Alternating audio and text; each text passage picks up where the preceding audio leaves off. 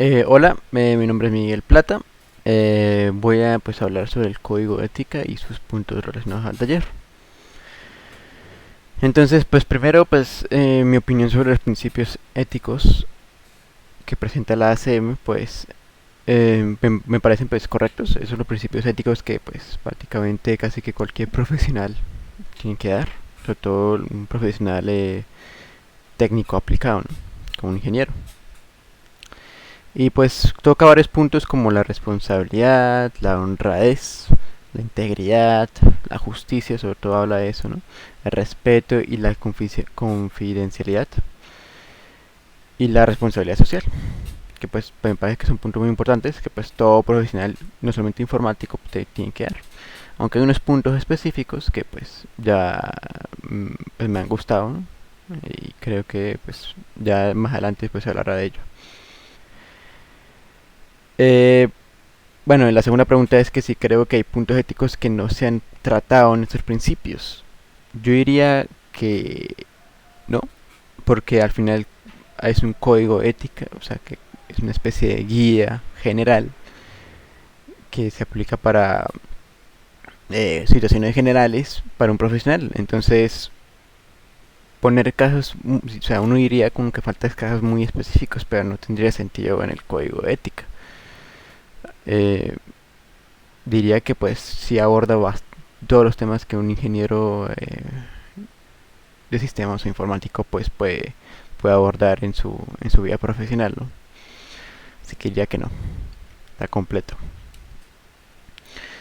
Bueno, aquí habla sobre los puntos 1.5 y 1.6, que trata prácticamente sobre la pues, privacidad, ¿no? Uno la privacidad y el otro sobre los derechos de autor. Diría que por lo menos en la privacidad pues no hay como una vigilancia constante sobre ello, ¿no? Pero sí existe por lo menos una ley, que es la ley 1581 de 2012, que justamente trata sobre la protección de datos personales y establece pues normas de procedimiento para la protección de estos dichos datos, ¿no? En cuanto a la piratería diría que es lo que menos, así en Colombia sí, nunca, que casi que se da por alto, ¿no?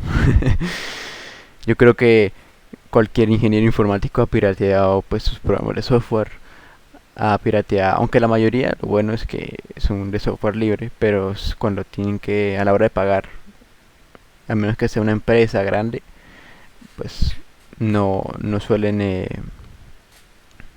pagar la licencia, ¿no?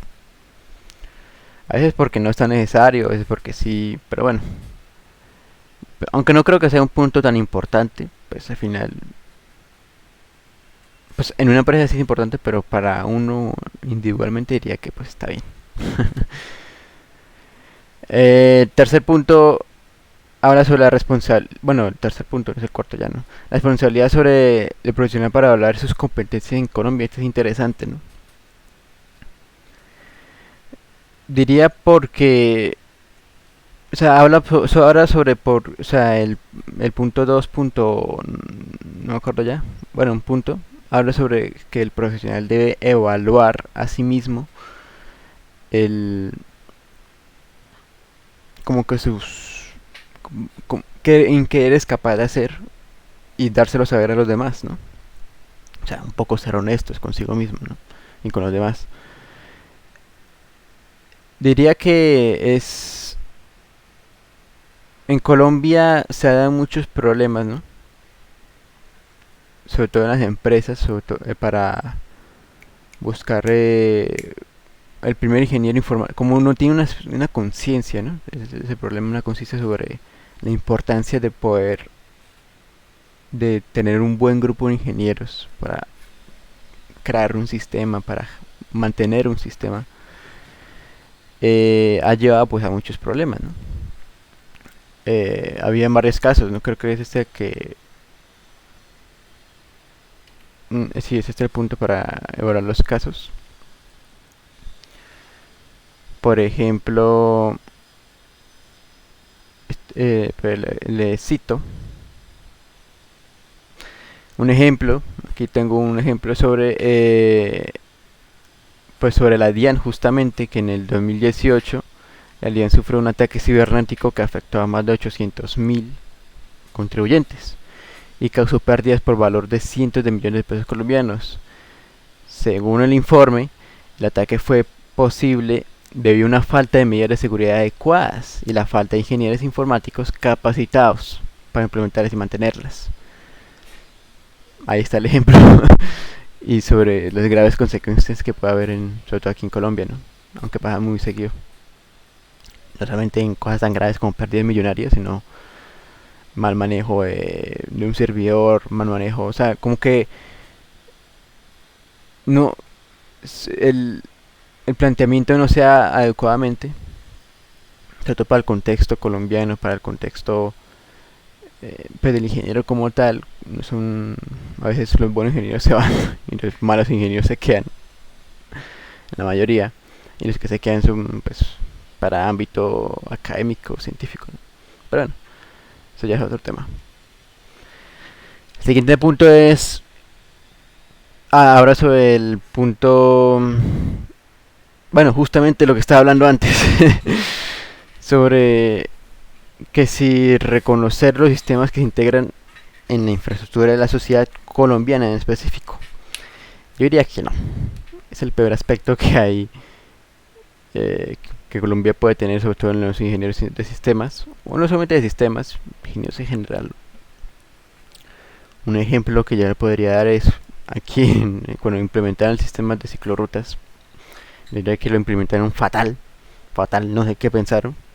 O sea, yo uso mucho el sistema, y también con los buses y todo, pero voy a hablar de las bicicletas.